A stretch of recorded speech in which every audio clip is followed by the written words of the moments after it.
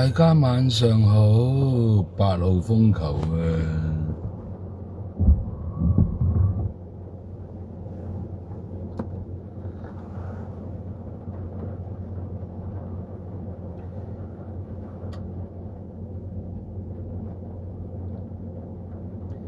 ！8號風球的晚上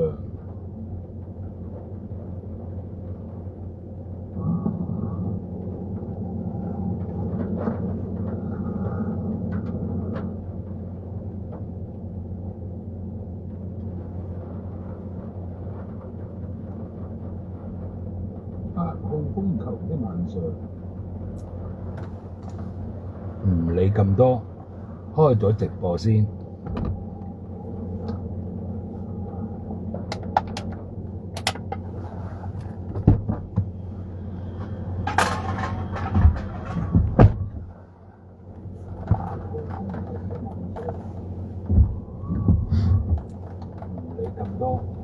開咗直播先。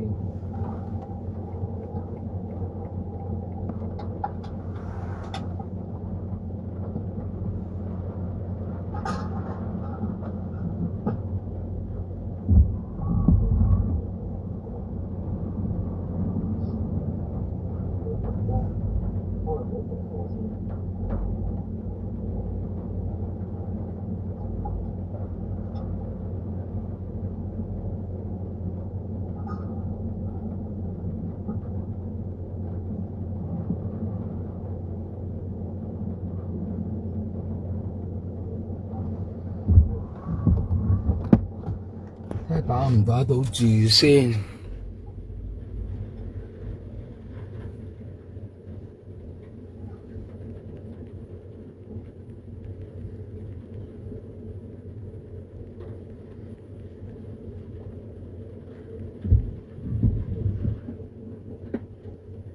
打唔打到住先？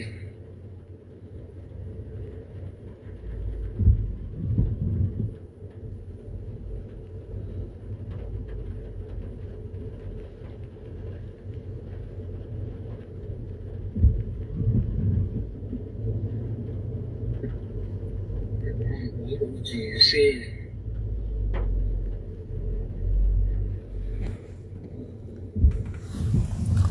好啦。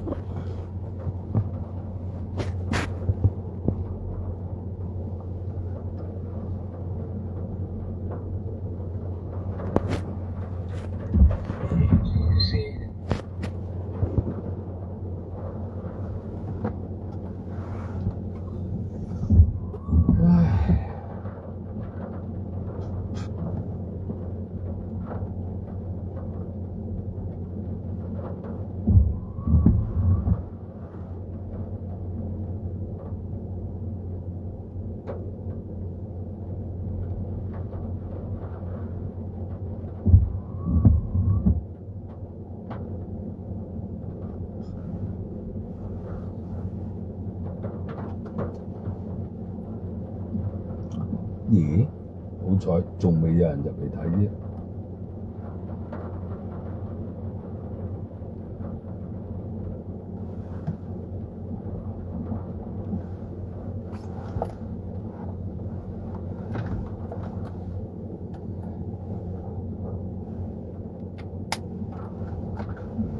好彩仲未有人入嚟睇啫。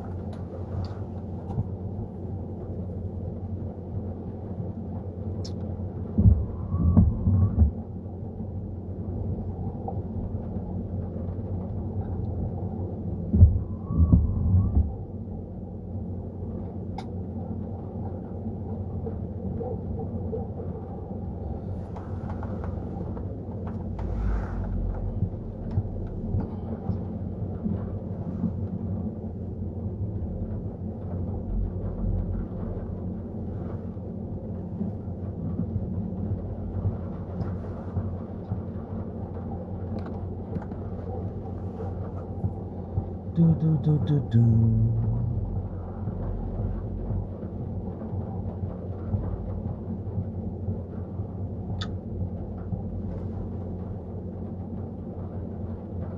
凌晨1點至2點就改發9號風球。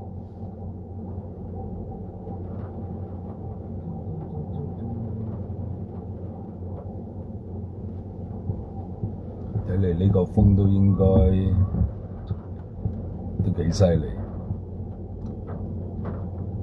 凌晨1點至2點就改發9號風球。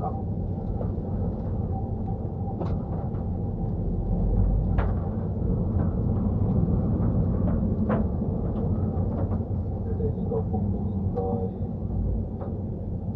都幾犀利。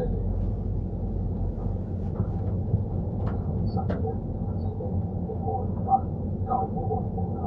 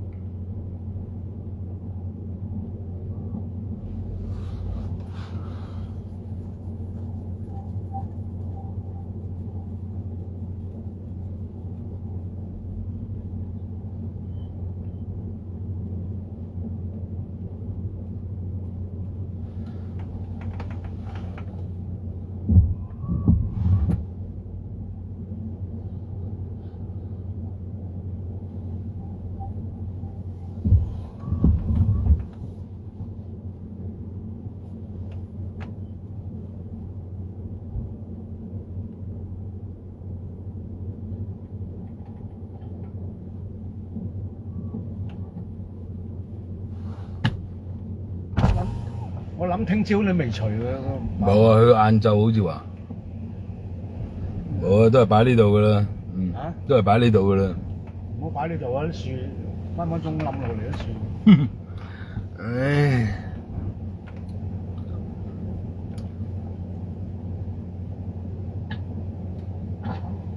嗰時又未除嘅，又未收工可以擺入去。我都係擺呢度噶啦，都係擺呢度噶啦。我擺呢度啊！啲樹分分鐘冧落嚟啲樹。唉。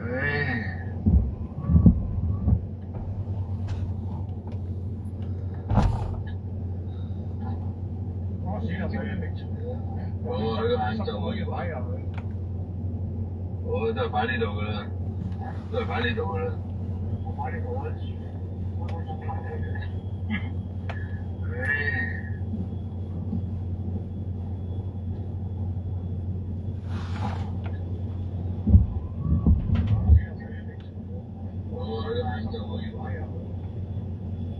我都係擺呢度噶啦，都係擺呢度噶啦。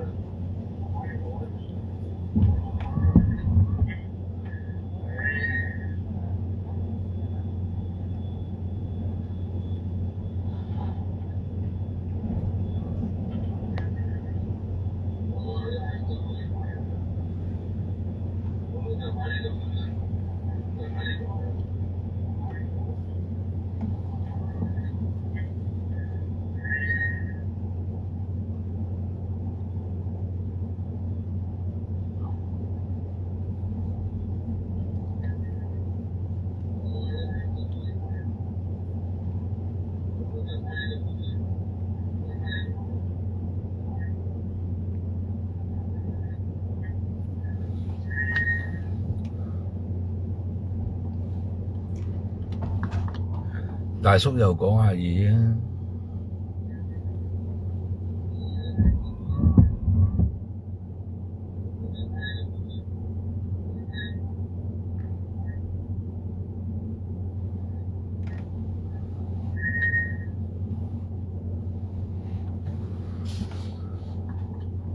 大叔又講下嘢啊！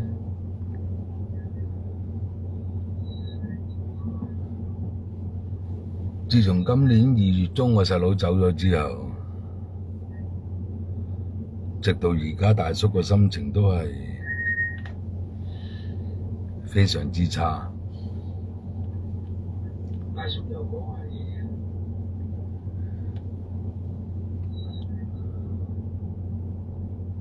自從今年2月中我細佬走咗之後，直到而家，大叔個心情都係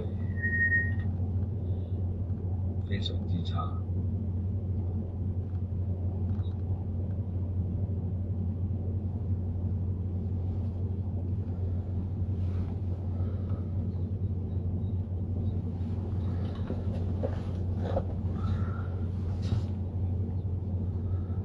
大叔可以做到喺每一個人嘅面前笑臉迎人，可以乜都講，亦都可以笑，但係原來大叔都好虛偽，因為真係好難過。難過唔係問題，而係一直都係處於喺一個好難過嘅狀態。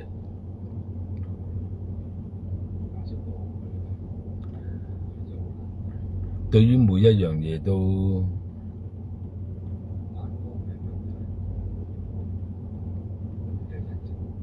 提唔起嗰個所謂嘅憧憬。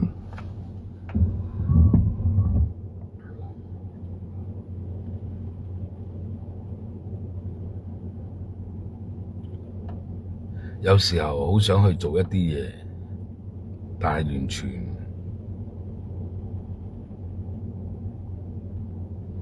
冇嗰種精神狀態，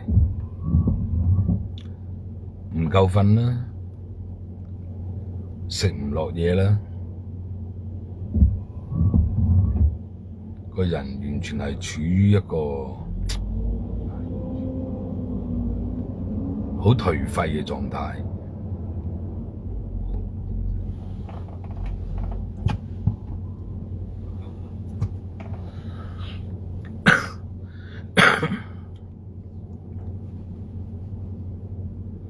咁如果你話人可以有幾落魄，有幾咁睇唔開，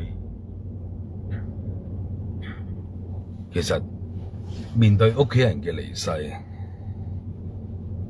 其實真係好難受，同埋嚟得太突然，亦都太快。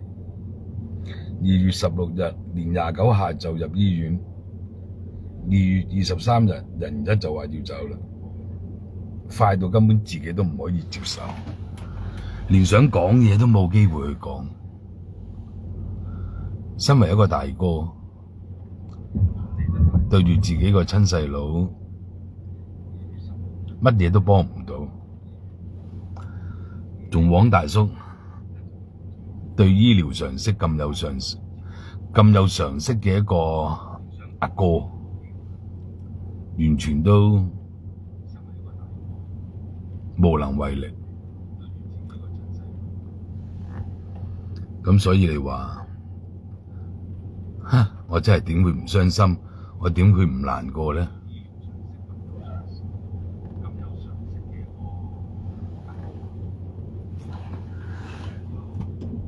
咁如果你話人始終要面對呢一啲問題，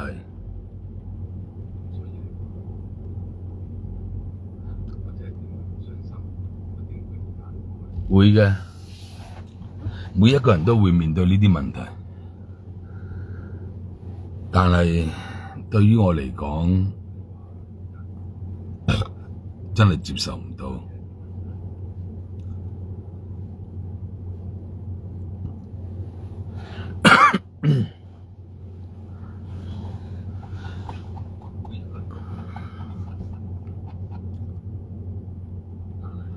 我嘅知識大部分嚟自書本上面嘅知識嘅吸收，有一啲知識係透過一啲專業嘅醫生話俾我聽，有一啲知識係自己可以嘗試去接納或者去認同呢啲所謂嘅疾病。咁生老病死，每個人都會經過。咁對於在生嘅人嚟講，其實係難過，真係難過，難過到係一個極點。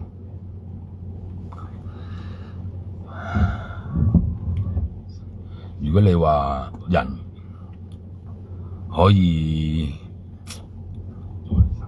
長生不老，你話幾好咧？你話如果人唔會有生老病死，唔會生 cancer， 唔會有任何疾病嘅影響，可以長生不老咁樣生存落去100年、200年、500年、1000年，其實會唔會係一種另外嘅境界咧？會㗎，不過可能我哋個思維嗰種思想嘅模式係唔能夠追及嗰個永生嘅速度，咁所以形成咗我哋一種所謂嘅落後或者追唔上嘅一個形式。當遇到悲哀嘅時候就會難過，當遇到親人離世嘅時候就悲傷，跌咗落谷底，起唔返身。其實大叔呢幾個月一進入夜晚就已經係好頹廢，日頭都仲有啲陽光照射住，一到夜晚過咗12點凌晨之後，大叔整個人其實都係處於一個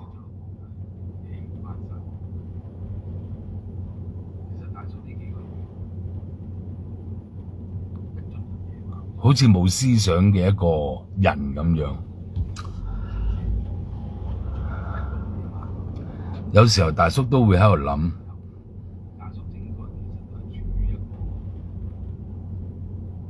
呢2日我都有提及能力。所謂嘅能力係咪特異功能呢？其實唔係嘅，有啲人會叫特異功能，但喺大叔嘅眼中，呢啲唔係叫特異功能，呢一啲只不過係一種能力，因為我發揮唔到佢出嚟，未去到極限，連開頭係點樣去掌握我都仲未知，我只係對低頻聲音嘅認識有28年嘅時候，我先至可以對呢種聲音嗰種推測或者去推敲個地震嘅級數、時間、地點啊，當然冇可能，因為我唔係超人，我亦都唔係啲咩神人，大叔只係一個好普通嘅地球人。其實我哋做人真係好悲哀嘅，呢幾個月係啦，好多人都見到唔開心啦。咁啊，有啲就挨就孖食啦，咁啊夜晚食飯啦，咁啊講埋啲九唔搭八嘅嘢啦，講埋晒啲無謂嘅說話啦。咁有啲就寂寞啦，好似我咁就係單親老豆啦，有啲係單親老母啦，有啲就純粹出嚟浪費時間，出嚟食餐飯見個面，講下啲無聊嘢，咁就拍下囉柚咁咪就好多好多好多。我過完個新年之後，跟住食飯，即係成扎呢啲所謂嘅豬朋狗友，就係食飯，連點樣去體諒下我嗰種感受、嗰種難過都講唔出嘅時候，你呢啲所謂嘅朋友係真係幾咁坎坷，應該係我，唔係你哋。大叔認識到你哋，大叔真係坎坷。當中都有兩三個真係幾好嘅，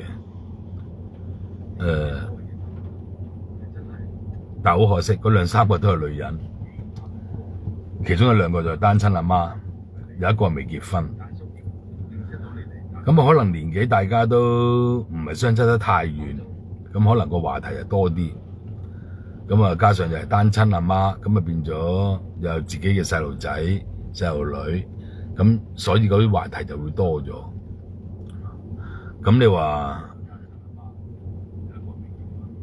見到大叔唔開心，嗌大叔出嚟食飯，唔緊要，大叔請，大叔仲俾得起，仲請得起。咁有時候我哋大家互相扶持，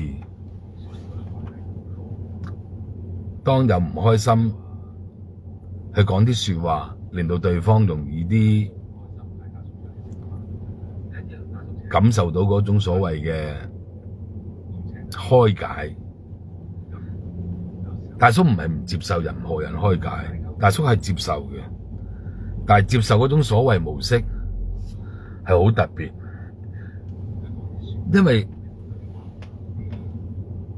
大叔我本身對某一啲能力真係好抗拒，但我就唔明點解啲人會出嚟食飯，居然係忽略咗大叔係死咗個細佬，反而咁有興趣想知大叔嘅能力，咁其實有啲咩用呢？乜你係出嚟食飯唔係開解我嘅咩？唉，咁多人之中只係得嗰兩三個人真係可以做到同大叔坐低食飯，同大叔講親人嘅離世嗰種難過，嗰種感受，真係得兩三個，仲要係女人。所以你話你啲男人仲話老友，真係豬朋狗友。有啲人仲離譜，食完飯就話去啲club度玩，開心下，飲多啲酒，劈下酒咁樣。今時今日仲去club玩，仲去飲酒，開咁礦咩？你個大叔食餐飯1000幾百都冇乜所謂啦。落嗰啲地方，落親去都使1萬幾千，值唔值啊？所以有時候咧，朋友多真係冇用，多到自己都好似唔認識嘅啲人都多到好似都毫無感覺。幾百人成1000幾人，得個兩三個，仲要係女人添。所以你啲老友啊，啲男人仲話老友啊，仲係好老死嘅朋友。唉，真係大叔都唔識形容，呢啲就叫老友，呢啲就叫朋友。你哋真係連啲女人都不如。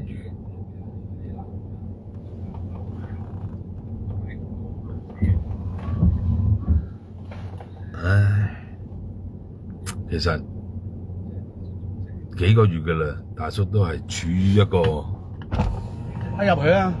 巴士邊皮啊，3部車擺咗嗰邊啊嘛，係我見到。我而家擺入去。其實就嚟4個月㗎喇，7月都好快過，3、4、5、6、7 4個幾月嘅時間，大叔係真係放唔低就係放唔低，點講都係放唔低。以大叔嘅知識，我細佬係真係唔應該咁樣死。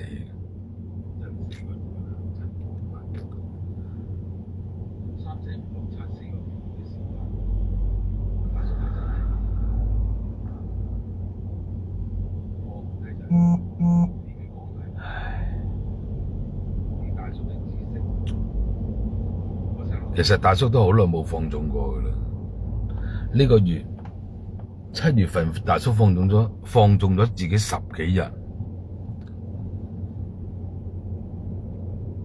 真係大叔好耐都未試過，真係好耐，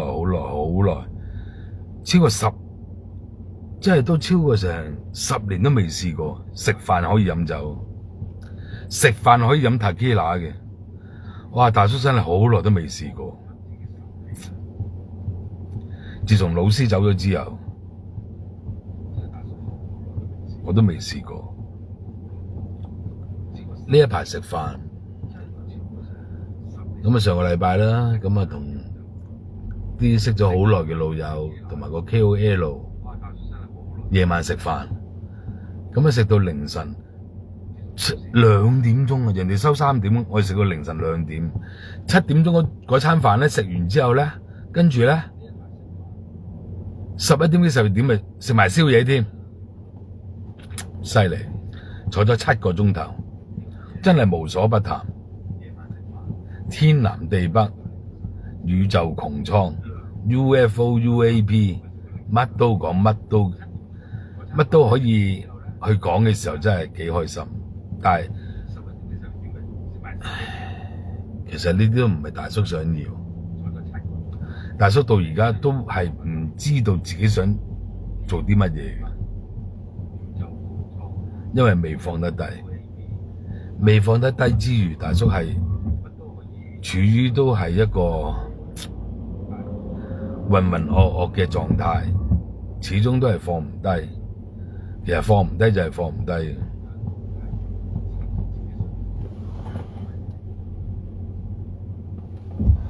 如果你話大家可以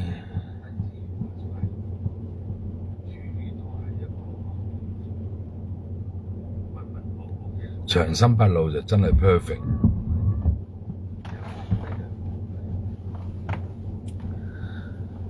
有時食飯，講下食飯啦，我都唔明點解男人嘅食飯，明知個老友咁傷心，都唔識得安慰下嘅，淨係識得講話劈酒啊，劈到冧咗就乜都唔記得晒嘅啦咁樣。咁我第二日醒返咪又係記得，始終都係冇解決件事，始終個問題都仲喺度。加上呢一排夜晚夜瞓失眠，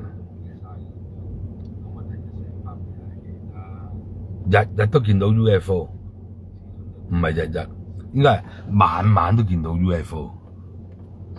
你又唔落嚟接我走，你就要停咗喺上邊，我唔知你想點。唉，同埋我發覺而家香港人咧，啲心態同我哋以前真係完全都唔一樣。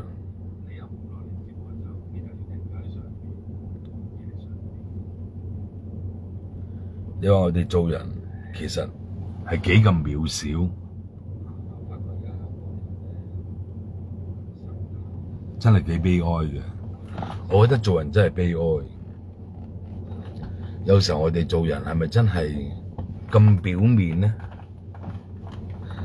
講每一樣嘢好似都要算過、計過、度過先夠膽講。其實做人係咪真係咁假嘅呢？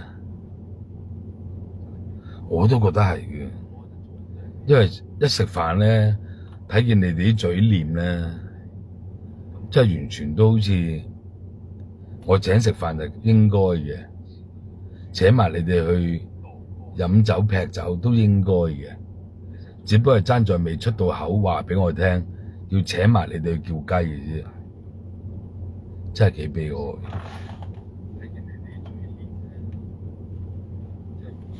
其實做人係咪真係要做到咁咧？如果你話做人做到真係好似咁無賴啊、咁無恥啊咁樣，其實都坎坷。我哋做人都真係幾坎坷。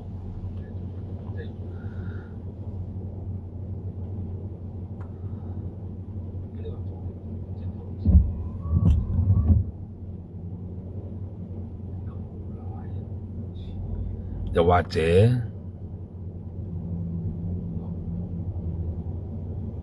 我哋本身係咪做人都叫做唔夠嗰個所謂嘅理性呢？我哋對每一件事嘅睇法、處理嘅手法，每一個人都唔同嘅時候，咁其實係咪代表咗大叔就係唔應該咁沉淪落去咧？大叔係咪應該要快啲起返身咧？大叔係咪應該要重新去發掘自己？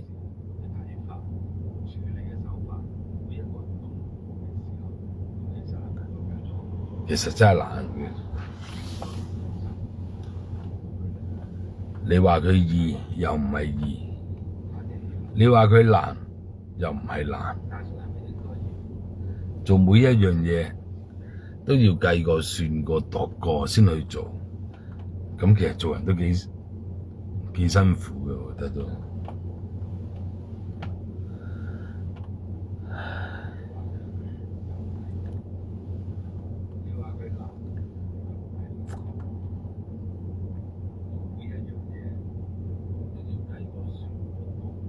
打風一年一次，差唔多一年一次先開始直播同大家講嘢嘅啦。喂，今晚就好似精彩喎，冇人入嚟聽。不過之前大叔開嗰個直播係舊群組，有萬幾人，點都會有啲人入嚟聽。但係今次呢個係得200零人嘅群組，咁所以就冇乜人入嚟聽。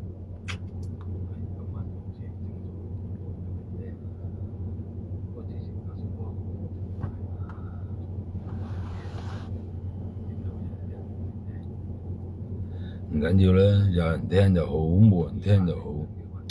開個直播當係畀大叔自己同自己講下嘢，當係畀大叔自己一個靜靜地嘅心態，宣泄自己內心嘅不滿，宣泄自己內心嗰種對呢個社會制度嘅不公平。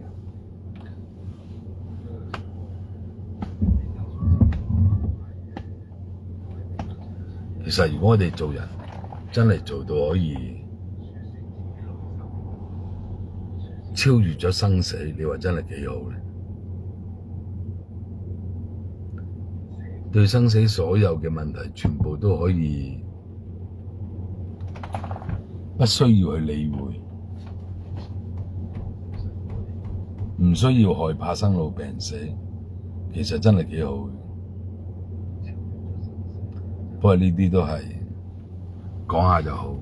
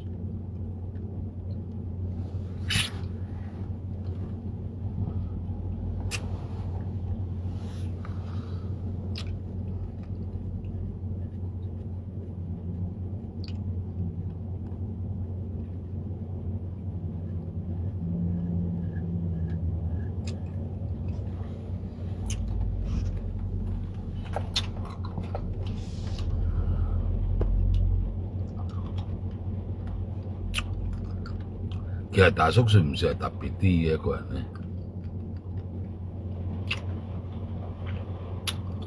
我覺得都算。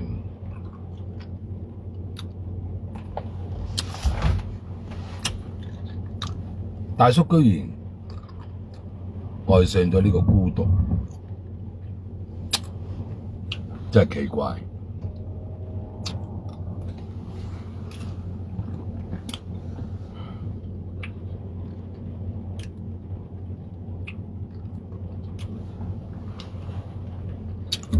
不過孤獨有孤獨好。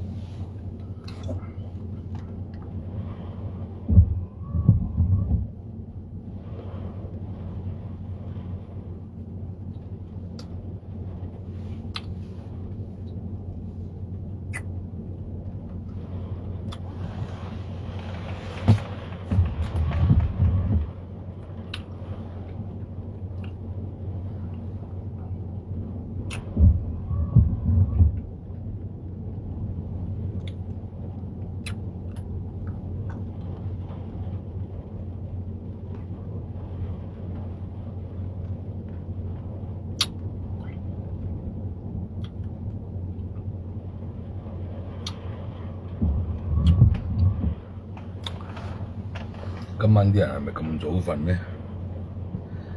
居然冇人聽，奇怪。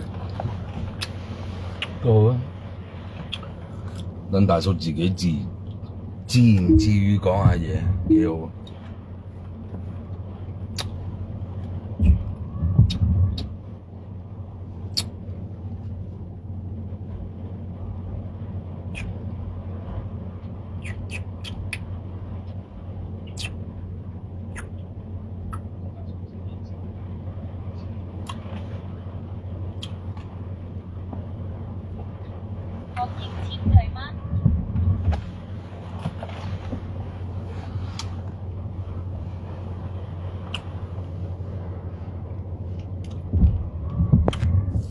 充電先，差啲唔記得咗。做下直播啊，冇電啊，大件事了。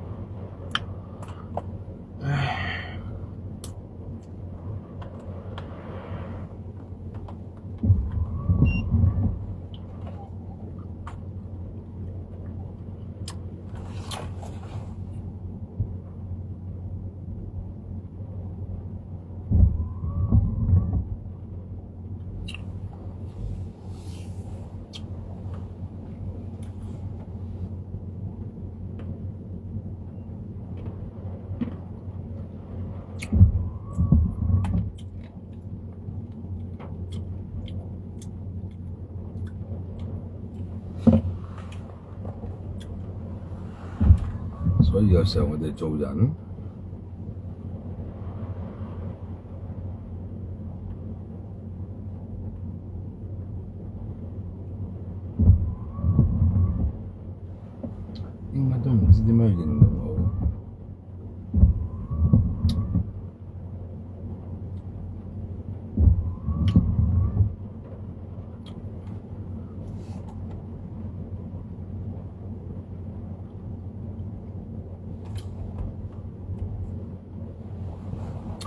你話，哎呀，跌低咗啲真係唔好意思。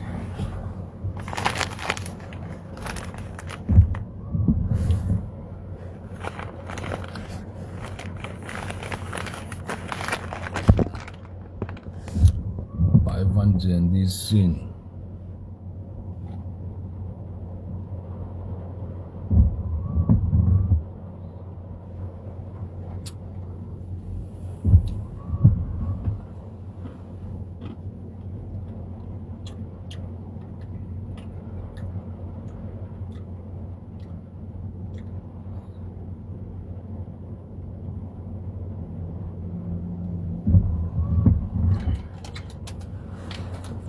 8號風球的晚上，幾好。原本今晚係應該去飲酒嘅，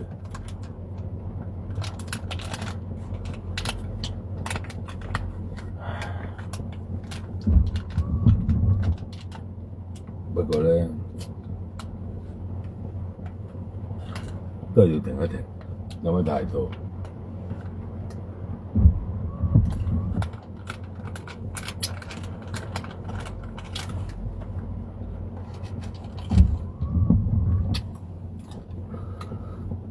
加上都係好似感覺唔係幾好咁。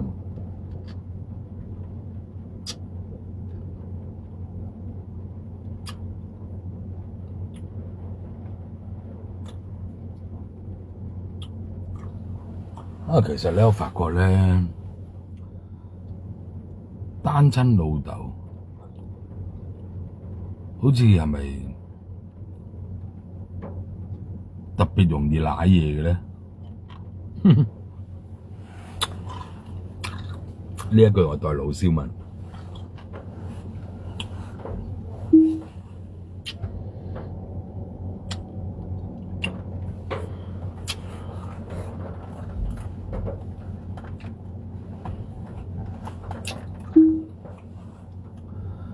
唉。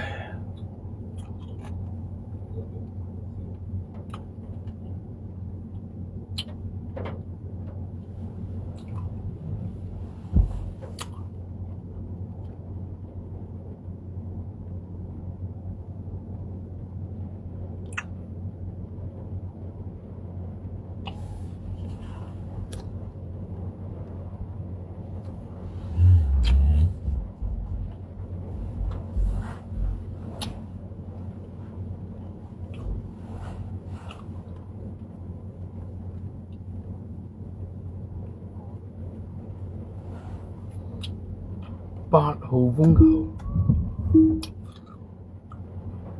都係好似冇乜感覺，落雨都未及3號風球犀利。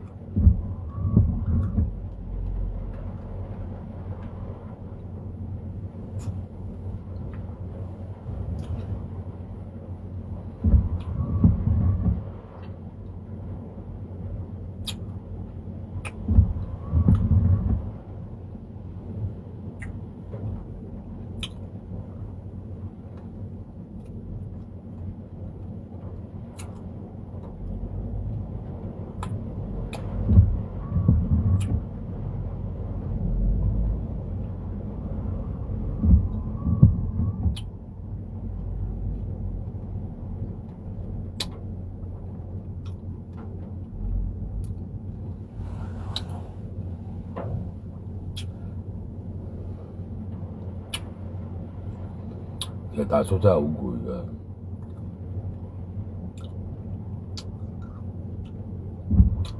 大叔真係好想瞓覺，唔知點解眯埋眼就好多嘢諗。一擘開隻眼就覺得好攰，真係唔明白。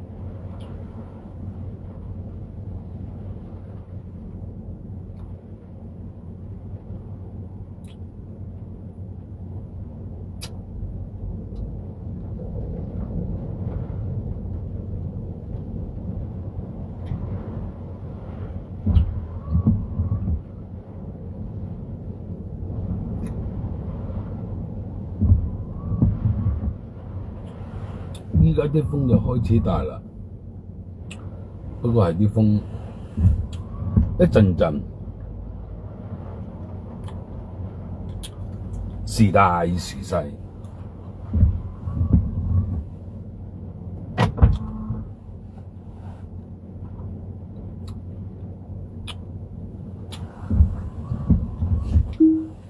大叔可以趴喺度做直播，一路同大家講嘢。講到大叔呢瞓着為止都得。